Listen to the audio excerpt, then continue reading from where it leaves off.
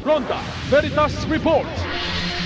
Sariling gawang kasuotang Pilipino binigyang pagkilala sa Department of Tourism sa San Juan City. Pag-uulat mula kay Nolan Ariola.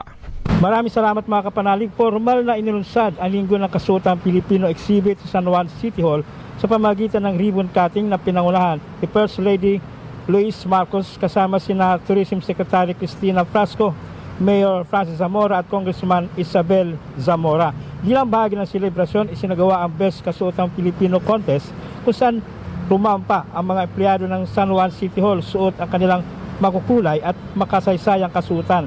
Kinilala naman ni Tourism Secretary Frasco ang inisyatiba ng San Juan City Government sa pagbibigay diin sa kasuotang Pilipino bilang bahagi ng pagkilala sa mayamang kultura ng bansa. Target naman ng San Juan LGU na maging fashion capital ng bansa ang lungsod. Sa pamagitan nito, nais ng San Juan City na bigyan ng mas malaking oportunidad ang mga Pinoy fashion designers na ipakita ang kanilang talento at malikhaing galing.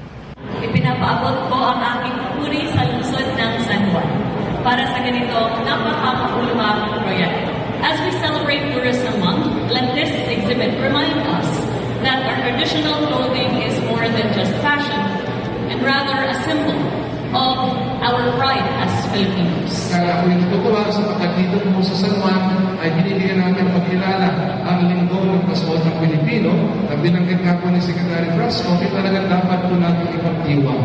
At pinagmamalaki natin ang ating pagiging Pilipino at yan po ay sa paraan ng pagpapataguyod ng ating Kasuotang Pilipinos. Na ang ganitong mga okasyon ay nakakatulong po sa pagpapalaganap ng turismo. So we also want to be known as a fashion capital of our country. Kasi marami tayong mga fashion designers na nagmumula po sa San Juan. Yan tinig nila Secretary Frasco at Mayor Zamora. Mga kapanalig, isa sa naisin ng Simbahang Katolika ay ang panatilihin ang pagpapahalaga sa sining sa anuman. Para sa Veritas 846, ang radyo ng Simbahan, ako inyong kapanalig, Nolan Ariola, sumainyo ang katotohanan.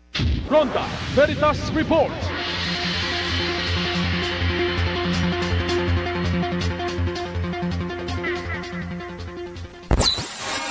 Celebrating 56 years of Catholic Broadcasting. This Jubilee Year 2025, Pilgrims of Hope. From Mega Manila, Philippines to the World Wide Web. Veritas 846, Kapanalig. Kapanalig makinig, usap-usapang may hatid, tanging pag-asa at pag-ibig, nagpapalaya ang katotohanan ng batid. Veritas 846, ang radyo ng simbahan. Member, Catholic Media Network and kapisanan ng mga broadcaster ng Pilipinas.